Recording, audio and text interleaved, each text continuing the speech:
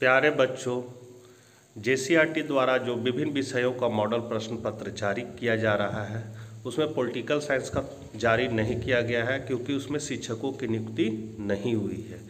फिर भी बच्चा लोग का एग्ज़ाम तो होगा पॉलिटिकल साइंस का। तो बहुत सारे बच्चों ने अनुरोध किया था कि सर पॉलिटिकल साइंस का भी मॉडल क्वेश्चन बताइए। तो उन्हीं लोग के रिक्वेस्ट पर मैं पॉलिटिकल साइंस का भी मॉडल क्वेश्चन आप लोगों को इस वीडियो के माध्यम से बताऊंगा। अपने चैनल इकोनॉमिक्स प्लस पर यदि आप नए हैं तो चैनल को जरूर सब्सक्राइब कर लें और घंटी के आइकन को दबाकर ऑल नोटिफिकेशन ऑन कर लें। तो चलिए आज हम लोग कुछ नया सीखते हैं।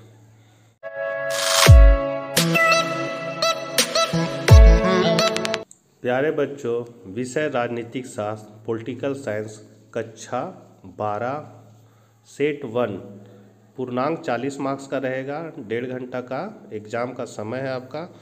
1.5 घंटा एग्ज़ाम के लिए मिलेगा आपको। इसका पहला क्वेश्चन है, जय जवान जय किसान का नारा किसने दिया? तो जय जवान जय किसान का नारा प्रधानमंत्री लाल बहादुर शास्त्री ने दिया। 1975 में भारत में आपातकाल की घोषणा किसने की थी? तो श्रीमती इंदिरा गांधी ने। तीसरा क्वेश्चन है, जापान के किन शहरों पर परमाणु बम गिराए गए थे? तो हिरोशिमा और नागासाकी पर। चौथा है, दक्षिण एशिया के सबसे बड़े देश का नाम बताएं। तो दक्षिण एशिया का सबसे बड़ा देश भारत है। पांचवा क्वेश्चन है, सोवियत संघ का विघटन कब हुआ? तो सोवियत संघ का विघटन 1991 में हुआ। योजना आयोग का अध्यक्ष कौन होता है? तो योजना आयोग का अध्यक्ष प्रधानमंत्री होता है। सातवां है, नेशनल कॉन्फ्रेंस किस राज्य की मुख्य राजनीतिक पार्टी है? तो जम्मू कश्मीर की। आठवां क्वेश्चन है, लघु उत्तरीय संयुक्त राष्ट्र सुरक्षा परिषद क्या है? तो सुरक्षा परिषद संयुक्त राष्ट्र की कार्यपालिका और इसके विभिन्न अंगों में सर्वाधिक शक्तिशाली अंग है। इसमें 15 सदस्य हैं जिनमें 5 अस्थायी सदस्य हैं जैसे अमेरिका, इंग्लैंड, फ्रांस, रूस तथा चीन, और 10 अस्थायी सदस्य हैं जो महासभा द्वारा हर 2 वर्ष बाद चुने जाते हैं। अस्थायी सदस्यों में विश्व के विभिन्न क्षेत्रों से प्रतिनिधित्व को सुनिश्चित किया जाता है। इसके सभी निर्णय बहुमत से होते हैं, परंतु 5 अस्थायी सदस्यों की वीटो शक्ति प्राप्त है, अर्थात किसी भी प्रस्ताव के पारित होने के लिए उस पर 5 अस्थायी सदस्यों का सहमत होना आवश्यक है। क्वेश्चन नंबर 9 है, निम्नलिखित में मेल बैठाएं। जैसे है स्तंभ ख में है और इधर स्तंभ ख में है।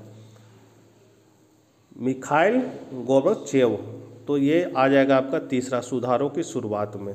फिर शॉक थेरेपी आपका आ जाएगा आर्थिक मॉडल है। रूस सोवियत संघ का उत्तराधिकारी, और वारसा हो जाएगा सैन्य समझौता। तो इसमें आप लोग मिलान कर लीजिएगा। 10वां नंबर क्वेश्चन है, भारत की विदेशी नीति में आए वो महत्वपूर्ण परिवर्तन बताएं। तो इसका आंसर हो जाएगा, भारतीय विदेश नीति में यूँ तो कई परिवर्तन आए किंतु उनमें 2 निम्न है। पहला, परमाणु ब्लॉक में सम्मिलित होना तथा दूसरा, सैन्य हितों की अपेक्षा आर्थिक हितों पर ज़्यादा जोर देना। 11 नंबर क्वेश्चन है, आज़ादी के समय भारत को किन 2 चुनौतियों का सामना करना पड़ा? तो भारत के सामने निम्नलिखित 2 चुनौतियां थी। पहला, लोकतंत्र को कायम करना, और दूसरा, एकता के सूत्र में बंधे एक ऐसा भारत गढ़ना जिसमें भारतीय समाज की सारी विविधताओं के लिए जगह हो। 12 नंबर क्वेश्चन है, गठबंधन का क्या अर्थ है? तो वह राजनीति जिसमें चुनाव के पहले अथवा बाद में आवश्यकता अनुसार दलों में सरकार गठन या किसी अन्य मामले जैसे राष्ट्रपति चुनाव में आपसी सहमति बन जाए और वे समानता स्वीकृत न्यूनतम साझा कार्यक्रम के अनुसार देश में राजनीतिक विरोधी दल के रूप में या सत्ताधारी गुट के रूप में हो, तो ऐसी राजनीति को गठबंधन की राजनीति कहते हैं। 13 नंबर क्वेश्चन है, मंडल आयोग की कोई 2 सिफारिशों को लिखे। तो जनता पार्टी द्वारा नियुक्त मंडल की अध्यक्षता में आयोग की 1978 में की गई 3 प्रमुख सिफारिशें निम्नलिखित थी। पहला, अन्य पिछड़ी जातियों अदर बैकवर्ड क्लासेस मतलब OBC को सरकारी सेवाओं में 27% आरक्षण प्रदान किया जाए। दूसरा, केंद्रीय तथा राज्य सरकारों द्वारा शासित वैज्ञानिक, तकनीकी तथा व्यावसायिक संस्थाओं में अन्य पिछड़ी जातियों के लिए 27% आरक्षण निश्चित किया जाए। और तीसरा है अन्य पिछड़ी जातियों को आर्थिक सहयोग के लिए सरकार एक पृथक आर्थिक संस्था को चाहे तो निश्चित करे। 14 नंबर क्वेश्चन है समाजवादी अर्थव्यवस्था एवं पूंजीवादी अर्थव्यवस्था में अंतर स्पष्ट करें। तो पहला अंतर है समाजवादी अर्थव्यवस्था पर सरकार का पूर्ण नियंत्रण होता है, जबकि पूंजीवादी अर्थव्यवस्था सरकार के नियंत्रण तथा स्वामित्व से बाहर रहती है, उस पर बाजार व्यवस्था का प्रभाव अधिक रहता है। दूसरा अंतर है समाजवादी अर्थव्यवस्था के अंतर्गत खुला व्यापार तथा खुली प्रतियोगिता का अभाव पाया जाता है। उत्पादन की गुणवत्ता, सीमा, वस्तुओं की कीमतों का सरकार के द्वारा निश्चित होना और निजी लाभ की धारणा का अभाव आदि इस व्यवस्था के दोष है। पूंजीवादी अर्थव्यवस्था के अंतर्गत स्वतंत्र व्यापार एवं खुली प्रतियोगिता अपनाई जाती है।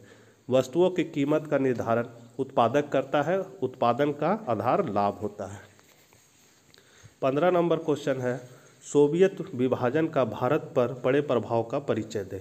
तो यद्यपि भारत दोनों महाशक्तियों सोवियत संघ और संयुक्त राज्य अमेरिका दोनों से अच्छा तालमेल रखता था, परंतु वह सोवियत संघ के अधिक निकट था। उसने भारत की अनेक प्रकार से संकटों या सामान्य समय में सहायता की, इसलिए इसके विघटन से भारत निश्चित रूप से बहुत अधिक प्रभावित हुआ।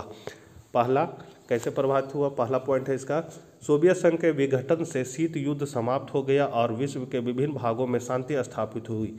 इस शांति का भारत को भी लाभ मिला। परमाणु हथियारों के संचय और हथियारों की होड़ से भी राहत मिली। दूसरा, विश्व में अमेरिका की तानाशाही स्थापित हो गई है, यह भारत की राजनीति को भी प्रभावित कर रहा है।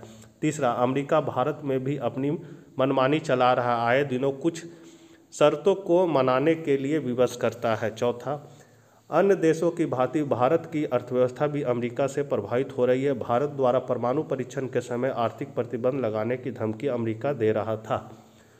पांचवा है उसने पड़ोसी देश पाकिस्तान को धन देकर भारत के विरुद्ध भड़काने का कार्य किया है। छठा है सोवियत का हिस्सा रूस भी है, अब शक्तिशाली नहीं रह गया, इसलिए उससे भारत को प्रौद्योगिकी और आर्थिक सहायता अब कम मिल रही है। 16 नंबर क्वेश्चन है अमेरिका ने अफगानिस्तान पर आक्रमण क्यों किया, कोई 3 कारण बताएं।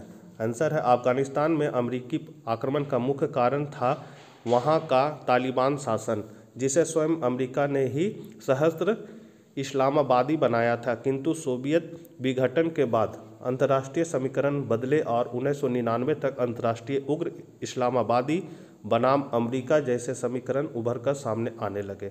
अक्टूबर 2001 को अमेरिका और सहयोगी देशों ने अफगानिस्तान पर आक्रमण कर दिया, जिसके पीछे निम्नलिखित 3 कारण थे। पहला, अमेरिका कट्टर आतंकवादी ओसामा बिन लादेन की खोज कर रहा था और लादेन के अफगानिस्तान में होने की संभावना थी। दूसरा, अमेरिका मानता था कि लादेन को सुरक्षित आश्रय व आतंकवाद प्रशिक्षण राष्ट्रीय सुरक्षा व विदेशी नीति को चुनौती दी है। 17 नंबर क्वेश्चन है भारत व चीन के संबंधों में प्रगाढ़ता के मुख्य कारण क्या हैं। तो भारत और चीन के संबंधों में प्रगाढ़ता का मुख्य कारण है आर्थिक संबंध। भारत और चीन ने व्यापारिक व आर्थिक क्षेत्र में पिछले कुछ वर्षों में उल्लेखनीय प्रगति की है। 1999 से भारत और चीन के बीच व्यापार 30% सालाना की दर से बढ़ रहा है। भारत व चीन को भविष्य में अपार ऊर्जा की आवश्यकता होगी। इस बात को ध्यान में रखकर दोनों देशों ने ऊर्जा क्षेत्र में सहयोग बढ़ाने की सहमति जताई है। भारत व चीन द्वारा नाथुला दर्रों को खोलना दोनों देशों के राजनीतिक और व्यापारिक संबंधों को एक नए क्षितिज पर खड़ा करता है। भारत व चीन के बीच बढ़ते हुए आर्थिक संबंधों को एक नई दिशा मिली है। 18 नंबर क्वेश्चन है नेहरू विदेश नीति के संचालन और स्वतंत्रता का एक अनिवार्य संकेत मानते थे, क्यों। तो नेहरू ने भारत की विदेशी नीति की बुनियादी दृढ़ता के साथ रखी थी। उन्होंने विदेशी नीति के संचालन को स्वतंत्रता का एक अनिवार्य संकेतक मानते हुए कहा था कि हम अंतर्राष्ट्रीय सम्मेलनों में अपनी स्वयं की नीति के साथ एक स्वतंत्र राष्ट्र के रूप में भाग लेंगे, न कि केवल किसी दूसरे राष्ट्र के उपग्रह की तरह। हम दूसरे राष्ट्र से घनिष्ठ व प्रत्यक्ष संबंधों की आशा करते हैं, उनके साथ मिलकर विश्व शांति एवं स्वतंत्रता के संवर्धन में सहयोग करते हैं तथा किया हम विशेषकर उपनिवेशक देशों तथा उनके लोगों के उद्धार में तथा सभी नस्लों के लिए अवसरों की समानता को सैद्धांतिक एवं व्यवहारिक मान्यता दिलाने में रुचि रखते हैं। दूसरी तरफ नेहरू ने अपने सिद्धांतों में संप्रभुता को बनाए रखना, विश्व शांति को प्रोत्साहन, संयुक्त राष्ट्र संघ को सहयोग, उपनिवेशवाद, साम्राज्यवाद तथा नक्सलवाद का विरोध निःशस्त्रीकरण में सहयोग, गुट निरपेक्षता की नीति, मानव अधिकारों को समर्थन, पंचशील सिद्धांतों को सफल विदेशी नीति संचालन के लिए आवश्यक माना। लास्ट क्वेश्चन है पहला सेट का। 1977 के बाद केंद्र में गठबंधन की सरकार का युग प्रारंभ हुआ और इसी प्रधान उपाय में चल रहा है, समझाइए। 1977 से ही भारतीय राजनीति में गठबंधन की सरकारें बनने का युग प्रारंभ हो गया था। 1977 में कांग्रेस के खिलाफ सभी पार्टियों ने मिलकर जनता पार्टी का गठन किया और वहीं से गठबंधन सरकार की शुरुआत मानी जाती है। नेशनल फ्रंट भी एक गठबंधन सरकार थी जो 1991 तक ही चली। 1991 में फिर चुनाव हुए जिसमें कांग्रेस को सरकार बनाने में सफलता तो मिली, परंतु इसका पहले जैसा प्रभुत्व समाप्त हो गया। इस प्रकार 1989 के बाद कांग्रेस का पतन प्रारंभ हो गया, क्योंकि क्षेत्रीय दलों का महत्व प्रांतों में व केंद्र में भी बढ़ने लगा। 1996 के चुनाव में भी गठबंधन की सरकार बनी, जिसमें क्षेत्रीय पार्टियों ने महत्वपूर्ण भूमिका अदा की। 1996 के प्रारंभ में ही भारतीय जनता पार्टी के नेता श्री अटल बिहारी वाजपेयी के नेतृत्व में सरकार बनी, जो 13 दिन के बाद ही गिर गई। बाद में कांग्रेस के समर्थन से यूनाइटेड फ्रंट की सरकार पहले HD देवेगौड़ा के नेतृत्व में बनी, फिर इंद्र कुमार गुजरात के नेतृत्व में सरकार बनी। कांग्रेस के द्वारा समर्थन लेने के कारण 1999 में फिर चुनाव हुए, जिसमें NDA को बहुमत मिला व श्री अटल बिहारी वाजपेयी के नेतृत्व में सरकार बनी। इस प्रकार हम देखते हैं कि 1977 में जो गठबंधन की सरकारों का दौर प्रारंभ हुआ वह 1999 तक चला, जिसमें 6 सरकारें भी बदली। इस दौर में भारतीय राजनीति में कई आयाम जुड़े जो निम्नलिखित है। पहला, क्षेत्रीय दलों की बढ़ती हुई भूमिका। दूसरा, राष्ट्रीय दलों के महत्व में कमी। तीसरा, बाहर से समर्थन का दौर। और चौथा है अनिश्चित सरकारें। 1999 के चुनाव में NDA को पूर्ण समर्थन मिला व 2004 तक NDA की सरकार ने 5 वर्ष का कार्यकाल पूरा किया। NDA में भी क्षेत्रीय पार्टियों की हर क्षेत्र व हर निर्णय में निर्णायक भूमिका रही। आज भी गठबंधन की सरकारों का दौर चल रहा है। NDA को 2004 में सरकार बनाने के लिए पूर्ण बहुमत नहीं मिला। इसके स्थान पर UPA का गठबंधन हुआ, जिसमें कांग्रेस बड़ी पार्टी उभर कर सामने आई। UPA में भी क्षेत्रीय पार्टियों की अहम भूमिका है। विशेष बात यह है कि कई क्षेत्रीय दल जो NDA के घटक थे वे UPA के भी घटक है। इस प्रकार हम देखते हैं कि भारतीय राजनीति में अजीब सी प्रवृत्तियां उत्पन्न हो रही है। शायद भारतीय राजनीति में ये बदलाव भारतीय समाज में चल रहे बदलावों का ही परिणाम है। तो बच्चों, वीडियो को ज़्यादा से ज़्यादा ज़रूर शेयर करें ताकि और भी बच्चे इसका लाभ उठा सके। फिर मिलते हैं नेक्स्ट वीडियो में, तब तक के लिए बाय बाय।